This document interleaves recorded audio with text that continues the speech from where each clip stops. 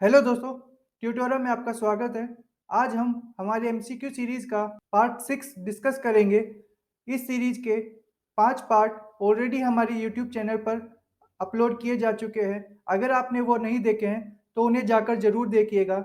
इस सीरीज़ में हम 15 एमसीक्यूज़ को डेली डिस्कस करते हैं, जो कि आपके आने वाले सभी गवर्नमेंट एग्ज़ाम्स के करंट अफेयर्स और जीके के सेक्शन के लिए काफ़ी यूज़फुल साबित होंगे। तो चलिए आज का लेक्चर शुरू करते हैं।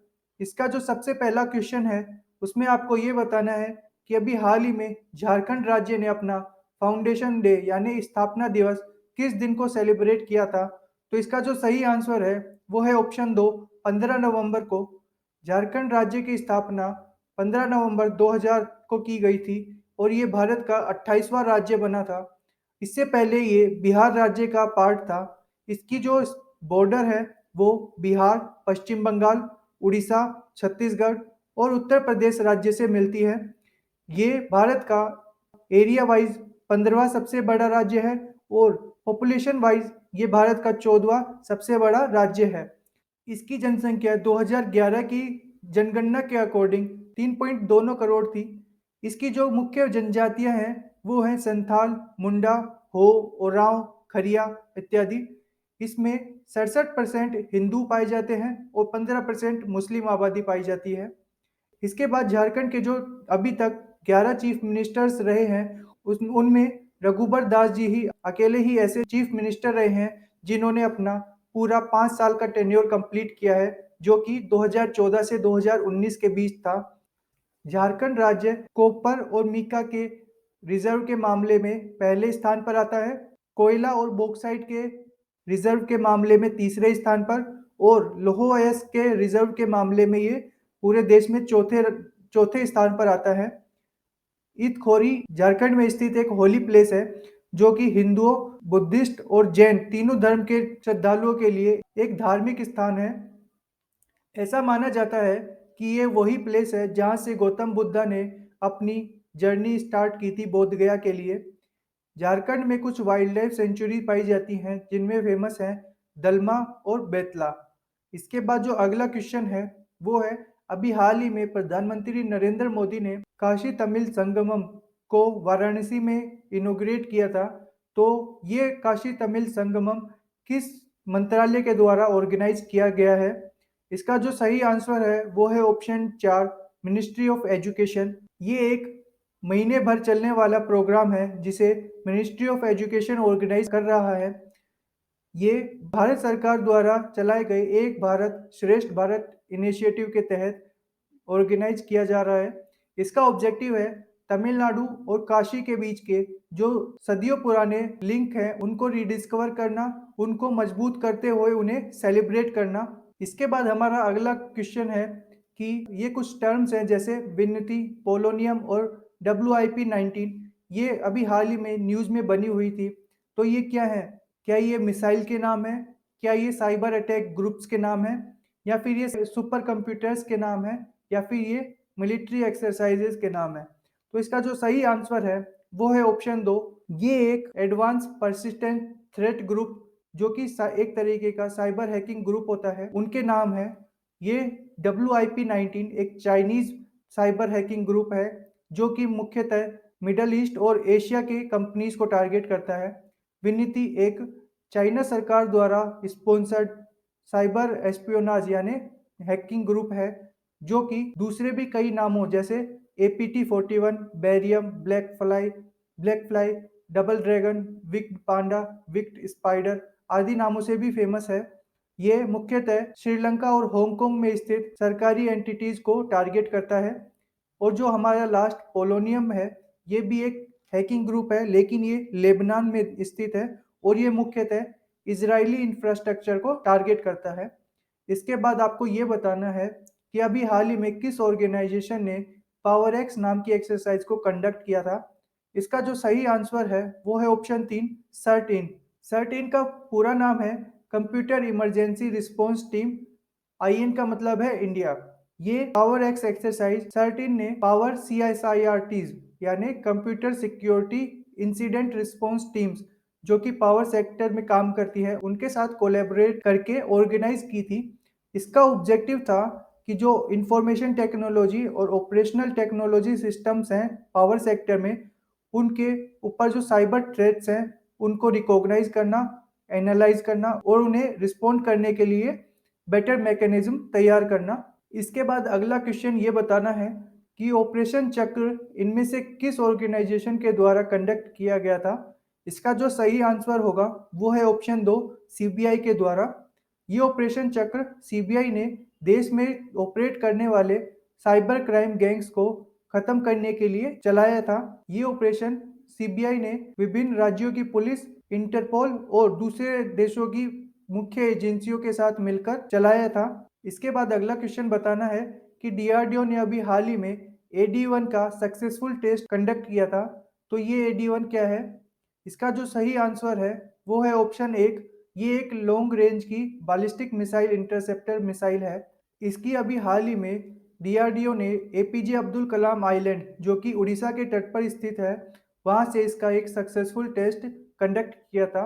ये एक इंटरसेप्टर मिसाइल है, यानी कि ये आने वाली मिसाइल और एयरक्राफ्ट को भी इंटरसेप्ट करता है, यानी उनका पहले से पता लगा लेता है और फिर उन्हें खत्म करने के लिए ये मिसाइल लॉन्च की जाती है। ये लो एक्सो एटमॉस्फेरिक यानी एटमॉस्फेयर के बाहर और एंडो एटमॉस्फेरिक यानी एटमॉस्फेयर के अंदर दोनों में इंटरसेप्शन के लिए डिजाइन की गई है।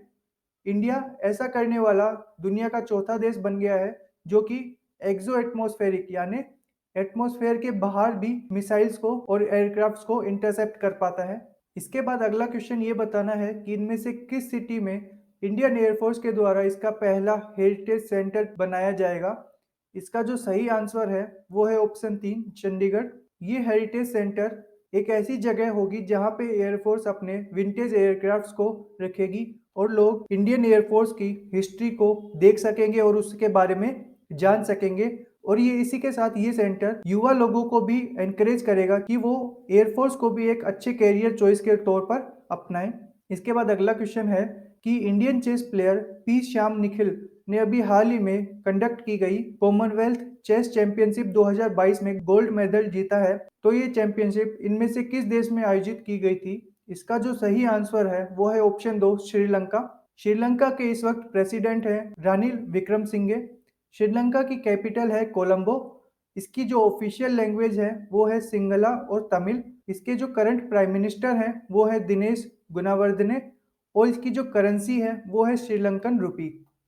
इसके बाद अगला क्वेश्चन है कि इनमें से किस शहर ने अभी हाल ही में एयर फेस्ट 2022 को होस्ट किया था। इसका जो सही आंसर है वो है ऑप्शन 1, नागपुर। ये एयर फेस्ट आज़ादी के अमृत महोत्सव के तहत ही आयोजित किया गया था, जिसका उद्देश्य था इंडियन एयरफोर्स के विभिन्न पहलुओं को हाईलाइट करना और युवा लोगों को एयरफोर्स को एज ए कैरियर ऑप्शन चुनने के लिए इंस्पायर करना। इसके बाद अगला क्वेश्चन है कि इनमें से किस शहर ने अभी हाल ही में हेलमेट को यूज करके सबसे बड़ा सेंटेंस लिखकर Guinness book of world records में अपना नाम दर्ज किया है। इस शहर ने 2350 हेलमेट्स को यूज करके जय हिंद शब्द लिखा था। तो ये शहर कौन सा है।